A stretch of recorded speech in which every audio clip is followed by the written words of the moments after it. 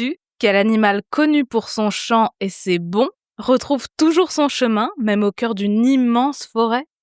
Aujourd'hui, on va parler d'une toute petite grenouille, l'allobate fémorale, dans Bête de science.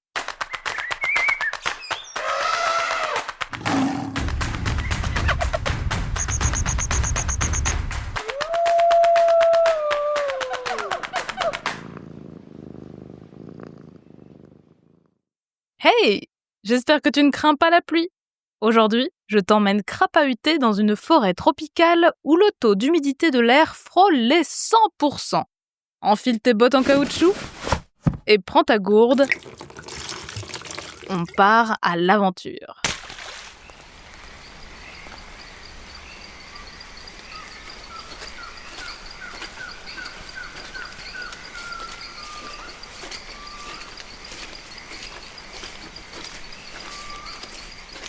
Nous voici en Guyane française, en plein cœur de la forêt amazonienne et plus particulièrement dans la réserve naturelle des Nouragues, appelée ainsi en souvenir du peuple qui y vivait autrefois. Cette réserve protège près de 1000 km² de forêt depuis 1995. C'est un endroit volontairement coupé du monde moderne, car le but est d'y étudier la forêt sans qu'elle soit trop influencée par les activités humaines modernes. Il faut faire au moins 3 heures de pirogue pour y accéder depuis la ville de Regina. Des scientifiques venus du monde entier y observent la faune et la flore depuis plus de 30 ans. On estime que plus de 1200 espèces d'arbres et 1000 espèces animales différentes y vivent. On peut y rencontrer aussi bien des singes hurleurs et des loutres géantes,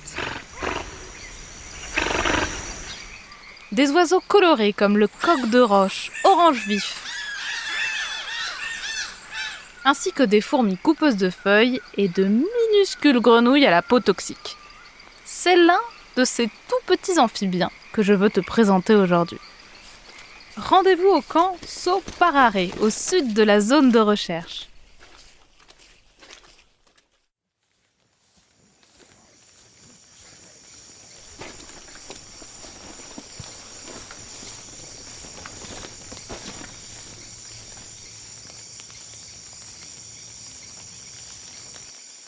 Si on ne croise pas grand monde par ici, il faut tout de même faire attention à où l'on met les pieds et rester silencieux. Car la forêt est mesurée, épiée et scrutée. Tiens, ces sortes de hamacs tendus là-bas entre les arbres permettent de collecter les feuilles qui tombent pour analyser les différentes couches qui constituent la forêt. Et ce boîtier plastique accroché autour de cet arbre, c'est un enregistreur acoustique qui capte tous les sons qui viennent du sol et de la canopée, la zone tout en haut du feuillage des arbres. D'ailleurs, tu entends? Ces 4 notes répétées plusieurs fois, ce n'est pas un oiseau, mais bien notre grenouille. Mais l'entendre et la voir, ce sont 2 choses bien différentes. Surveille ce qui se passe par terre. Notre héroïne du jour n'est pas très colorée et elle est pile de la bonne couleur pour se cacher parmi les feuilles brunes qui recouvrent la terre. Regarde sur les troncs, les mâles aiment bien s'y installer un peu en hauteur pour chanter et se faire entendre de loin. Là! Tu as vu? Il a sauté au pied de ce tronc. Approchons-nous discrètement. Le voilà.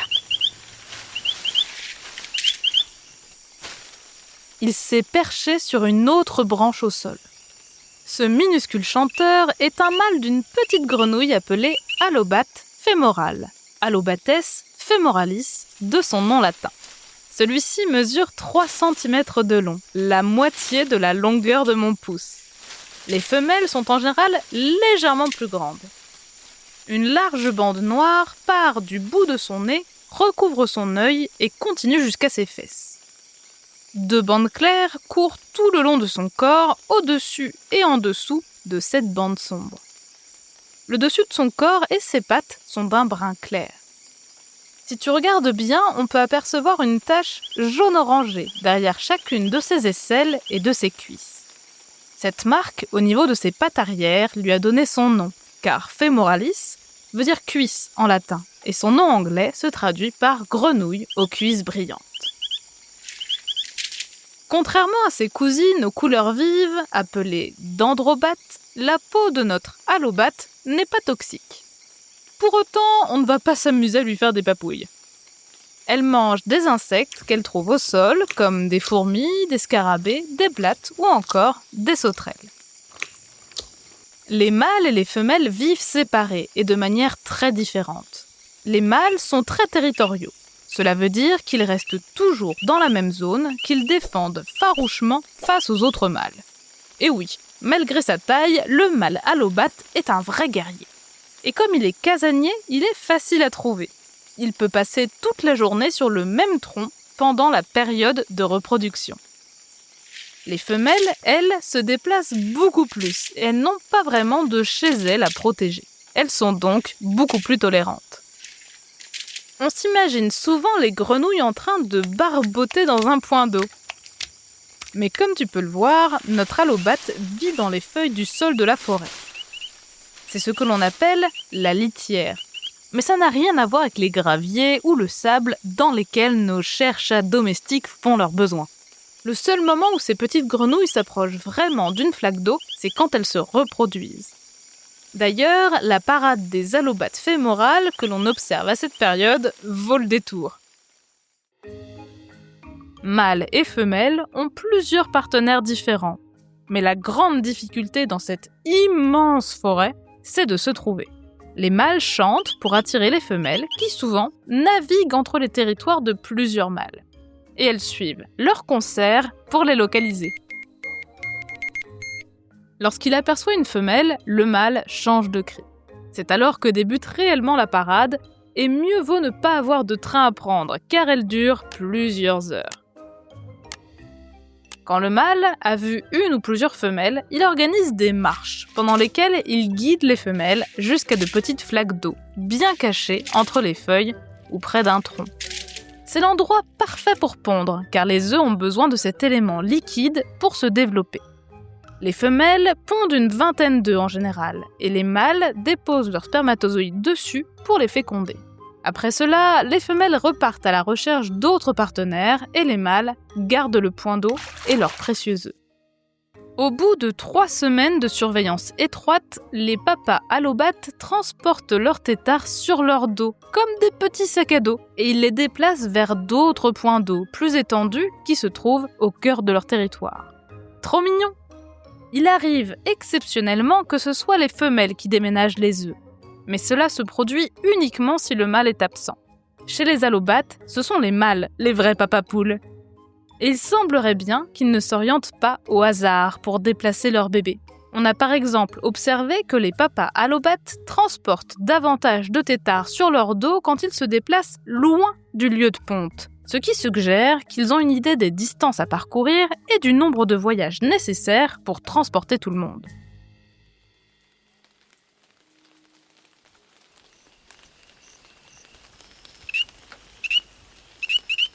Mais comment de si petites grenouilles, de quelques centimètres seulement, font-elles pour retrouver leur chemin dans une si grande forêt ? Et comment localisent-elles ces flaques d'eau qui se trouvent parfois très loin du lieu de ponte ? C'est ce que des scientifiques ont cherché à comprendre, et tu n'es pas au bout de tes surprises. Pour comprendre comment les mâles allobates fémorales s'orientent, le chercheur lituanien Andrius Pašukonis et son équipe ont déplacé ces petites grenouilles dans la forêt à des distances plus ou moins grandes. Et ils ont observé comment et en combien de temps elles revenaient à leur point de départ.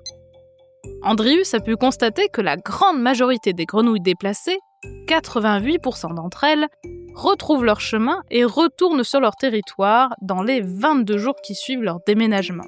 Si la plupart d'entre elles rentrent chez elles avec une distance de 200 mètres à parcourir, environ un tiers des grenouilles mâles retrouvent également leur chemin, alors qu'elles ont dû marcher sur 400 mètres de distance. Plus elles sont éloignées, et plus c'est difficile pour elles, mais elles y arrivent quand même. 400 mètres pour une petite grenouille de 3 cm. Tu imagines le périple ? Cela représente plusieurs jours de randonnée pour elle. Mais ce n'est pas tout.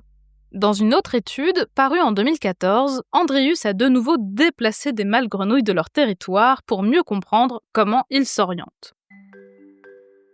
Pour éviter qu'ils utilisent les odeurs, leur vision ou une boussole interne pour se repérer, les scientifiques placent les grenouilles dans un tube opaque qui ne laisse pas passer l'air et avec un aimant pour troubler leur sens magnétique, et ils les déplacent en marchant. Ainsi, les grenouilles ne peuvent pas utiliser d'indices lors du voyage aller. Aussi, les mâles grenouilles sont équipés de transpondeurs, des sortes de petits GPS qui suivent leurs mouvements en direct. Ces émetteurs prennent la forme de petits slips en plastique avec une antenne que l'on passe aux grenouilles, ce qui permet de les localiser toutes les heures pendant 7 jours. Le but est de savoir si les grenouilles s'orientent mieux dans une zone proche de leur territoire d'origine, sur la terre ferme, ou dans un endroit qu'elles n'ont jamais vu, une petite île séparée par un bras de rivière. Les distances à parcourir sont les mêmes pour les grenouilles déplacées dans les deux cas de figure. L'expérience a démontré que les grenouilles déplacées sur la terre ferme retournent directement chez elles, en ligne droite, comme si elles connaissaient le chemin, alors que les grenouilles transférées à des distances comparables mais sur l'île ne montrent pas une orientation aussi claire pour rentrer chez elles. Elles sont donc désorientées dans cette zone où elles ne se sont jamais aventurées. Ces résultats suggèrent que nos grenouilles apprennent à se repérer en mémorisant l'espace qui les entoure. On parle d'apprentissage spatial, et qu'elles se basent sur leur expérience pour retrouver leur chemin. Et pour trouver de nouvelles flaques pour y faire grandir leur tétard, il semblerait que les papas grenouilles choisissent à l'odeur. Une étude publiée en 2021 par la même équipe démontre que les mâles préfèrent les flaques d'eau stagnantes qui sentent les feuilles en décomposition pour y déposer leur tétard, plutôt que d'autres mares qui contiennent pourtant déjà des tétards, ou d'autres encore où l'eau est plus claire. L'odeur de cette eau stagnante serait le signal parfait pour que les mâles y déposent leurs petits, leur assurant ainsi le meilleur environnement possible pour grandir. Donc, en combinant la carte mentale de leur territoire et leur nez affûté, les papas allobates fémorales retrouvent leur chemin et l'endroit idéal pour faire grandir leur bébé. Trop fort, non ? Allez, on récapitule. L'allobate fémorale est une toute petite grenouille d'environ 3 cm de long, brune et beige, qui vit en journée sur le sol recouvert de feuilles de la forêt tropicale amazonienne. Les mâles sont casaniers et défendent leur territoire face aux autres mâles, pendant que les femelles voyagent d'un endroit à l'autre. Au moment de la période des amours, les mâles guident les femelles jusqu'à des trous d'eau pour s'y accoupler. Ce sont les mâles qui surveillent les œufs, puis transportent les tétards une fois éclos sur leur dos dans de plus grandes flaques d'eau. Ils sont capables de s'orienter dans cette immense forêt et de retrouver leur chemin même s'ils ont été déplacés à plus de 200 mètres de distance de chez eux. Ils s'orientent donc grâce à leur mémoire spatiale et trouvent de nouvelles flaques grâce à leur odeur. Alors, pas si bête l'allobate fémorale ? Merci d'avoir suivi cet épisode de Bêtes de Science. Si ce podcast te plaît, tu peux t'abonner pour découvrir de nouveaux épisodes toutes les 2 semaines et en apprendre toujours plus sur la vie fascinante des animaux. Si tu nous suis sur Spotify ou Apple Podcast, tu peux même nous laisser 5 étoiles pour nous dire qu'on fait du bon travail. Ou nous laisser un commentaire si tu veux qu'on parle d'une bestiole en particulier. À bientôt, jeune aventurière et jeune aventurier.